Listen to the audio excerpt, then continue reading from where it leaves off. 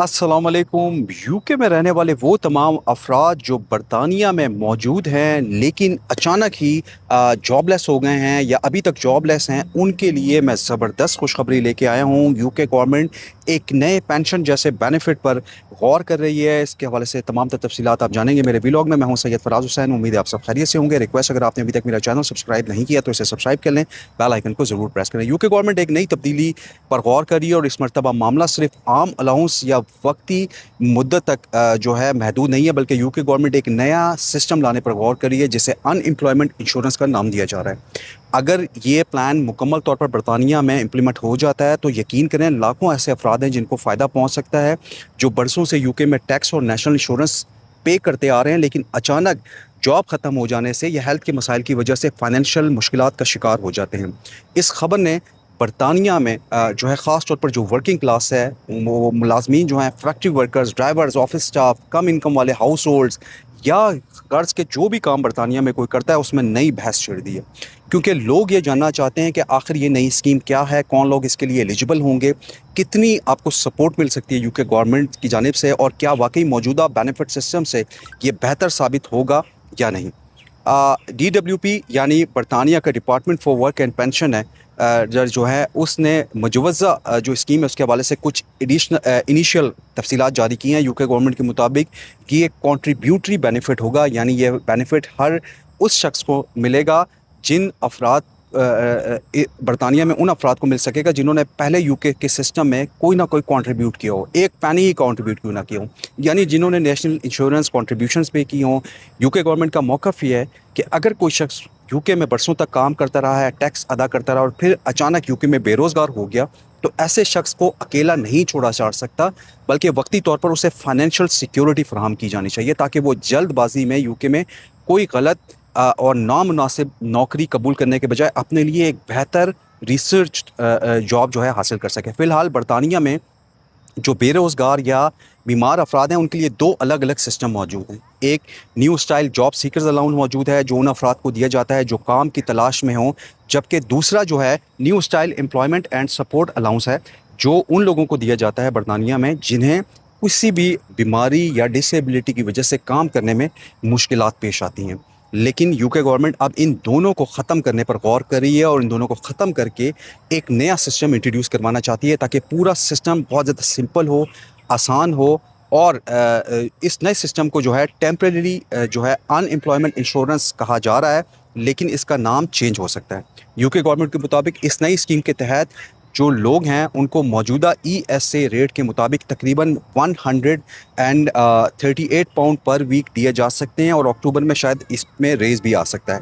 इस रकम को मंथली बुनियाद पर देखा जाए तो ये तकरीबन 600-700 पाउंड के करीब बनती है। अगरचे बहुत से लोग ये कह रहे हैं कि मौजूदा महंगाई के दौर में ये रकम नाकाफ़ी है, लेकिन यूके गवर्नमेंट का ये कहना है कि इस स्कीम का मकसद जो है हर उस शख्स की मुस्तकिल आमदनी बनाना है और उनको सिक्योरिटी प्रोवाइड करना है ताकि वो यूके में ये बेनिफिट उस वक्त तक रिसीव करते रहें जब तक उनको एक बेहतर मुलाजमत ना मिले और उनका जो कैरियर है वो तबाह ना हो सके।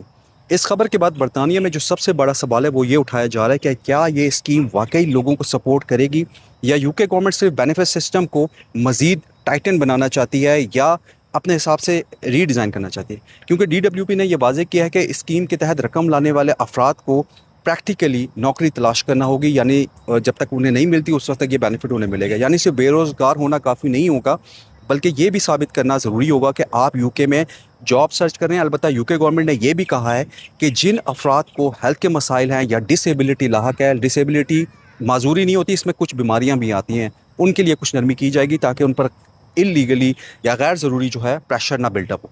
ये तमाम जो डिटेल्स हैं इस वक्त सामने आई हैं जब कंजर्वेटिव पार्टी की रुकने पार्लियामेंट जो है वेंडी मोटर ने यूके गवर्नमेंट से ये सवाल किया था कि क्या वो बेनिफिट के सिस्टम में काम करने की हौसला अफजाई बढ़ाने और लॉन्ग टर्म की जो इकनॉमिकल गैर फ़ालियत है वो कम करने के लिए कोई इक़दाम उठा रही हैं। इसके जवाब में जो सोशल सिक्योरिटी और डिसेबिलिटी के वज़ीर हैं उन्होंने यूके गवर्नमेंट के जो मुजवज़ा रिफॉर्म्स मंसूबे हैं उनकी तफसील बयान की। उनका ये कहना था कि यूके गवर्नमेंट ये चाहती है कि बेनिफिट्स का सिस्टम ऐसा हो बरतानिया में जिसमें काम करने वाले जो अफराद हैं उनको सपोर्ट मिले, लेकिन साथ ही उन्होंने दोबारा रोज़गार की तरफ वापस आने, जॉब की तरफ आने की तरकीब भी दी है या अपना बिजनेस करने की तरफ भी तरकीब दी है। सर स्टीफन टिम्स ने यह भी कहा है कि इस नए सिस्टम के ज़रिए जो है यूके गवर्नमेंट मौजूदा कॉम्प्लिकेटेड जो एक स्ट्रक्चर है उसको बहुत सिंप्लीफाई करना चाहती है। उनके मुताबिक अभी ये फ़र्क रखा जाता है कि कौन शख्स काम तलाश कर रहा है, कौन शख्स हेल्थ की वजह से काम तलाश नहीं कर सकता। लेकिन नई इंश्योरेंस जो स्कीम है, employment insurance scheme, unemployment insurance scheme, इस डिफरेंस को कम कर देगी। यूके गवर्नमेंट का मौक़िफ़ है कि इससे ना सिर्फ सिस्टम आसान होगा बल्कि लोगों को बेहतर फाइनेंशियल सिक्योरिटी भी मिलेगी। ताहम दूसरी तरफ कई जो एक्सपर्ट्स हैं, चैरिटीज़ हैं और सोशल वेलफेयर की जो ऑर्गेनाइजेशंस हैं यूके में, इस मंसूबे पर कुछ सिक्योरिटी का इजहार भी कर रही हैं। रिजर्वेशन है उनका। उनका कहना है कि अगर यूके गवर्नमेंट वाकई लोगों की सपोर्ट करना चाहती है तो फिर रकम ज़्यादा होनी चाहिए। 700 रकम पाउंड बहुत कम रकम है आजकल के हिसाब से, क्योंकि मौजूदा जो हालात हैं उनमें 200 पाउंड या 150 पाउंड पर वीक से घर चलाना तकरीबन नामुमकिन है। बरतानिया में रेंट देख लें आप, बिजली, गैस, खाने पीने, ग्रॉसरी और ट्रांसपोर्ट के एक्सपेंसेस उठा लें, मुसलसल बढ़ रहे हैं। ख़ास तौर पर लंदन, मैनचेस्टर, बर्मिंघम और दीगर बड़े शहरों में रहने वाले अफराद के लिए ये जो रकम है वो नाकाफ़ी है और वो सिर्फ बेसिक बिल पूरे करना भी इससे मुश्किल होता है। हाल ही में देखें आप तो एनर्जी के बिल ही आप देख लें तो 700 समथिंग का कैप लगा हुआ है, 800 का एनअली। बहुत से पाकिस्तानी, जनूबी एशियाई, साउथ एशियन और ब्रिटिश पाकिस्तानी मेहनत मजदूरी या कम इनकम वाली मुलाजमतों में काम करते हैं, वो भी इस खबर पर गहरी नज़र रखे हुए हैं, क्योंकि factories, warehouses, taxi services हो गई, रेस्टोरेंट्स हो गई, केयर सेक्शन में काम करने वाले हज़ारों अफराद को अक्सर अचानक शिफ्ट्स ख़त्म होने या अपनी जॉब ख़त्म होने जैसे मसाइल का सामना रहता है। और एक ये हकीकत है, बरतानिया में जिस तेज़ी से आपका काम लगता है उस तेज़ी से ख़त्म भी हो जाता है। ऐसे हालात में अगर कोई टेम्प्रेरी फाइनेंशियल सिक्योरिटी मौजूद है तो ये बहुत से ख़ानदानों के लिए बहुत बड़ा सहारा साबित हो सकती है। और यूके गवर्नमेंट ने अपनी राइट टू ट्राई गारंटी का भी जिक्र किया है। ये एक नई तर्ज की गारंटी है। इस मंसूबे के तहत डिसेबल अफराद या बीमारी में मुब्तला लोगों को ये कॉन्फिडेंस दिया जाएगा कि अगर वो दोबारा काम की तरफ आना चाहते हैं तो उन्हें फ़ौरी तौर पर अपने बेनिफिट्स भी खोने का खौफ नहीं होगा। यानी आप वो बेनिफिट्स नहीं खो सकेंगे, बेनिफिट उन्हें मिलते रहेंगे लेकिन वो काम भी करेंगे। यानी अगर कोई शख्स काम शुरू करता है लेकिन बाद में हेल्थ की वजह से दोबारा काम जारी नहीं रख सके तो उसके बेनिफिट्स मुकम्मल तौर पर बिल्कुल भी नहीं ख़त्म किए जाएंगे। यूके गवर्नमेंट का कहना है कि इससे ज़्यादा लोग जो है दोबारा यूके की लेबर मार्केट में वापस आने की हिम्मत करेंगे, जहां बहुत बड़ी शॉर्टेज है लेबर की। इसी तरह यूनिवर्सल क्रेडिट के हवाले से भी यूके गवर्नमेंट ने जो है नई रिफॉर्म्स की बात की है।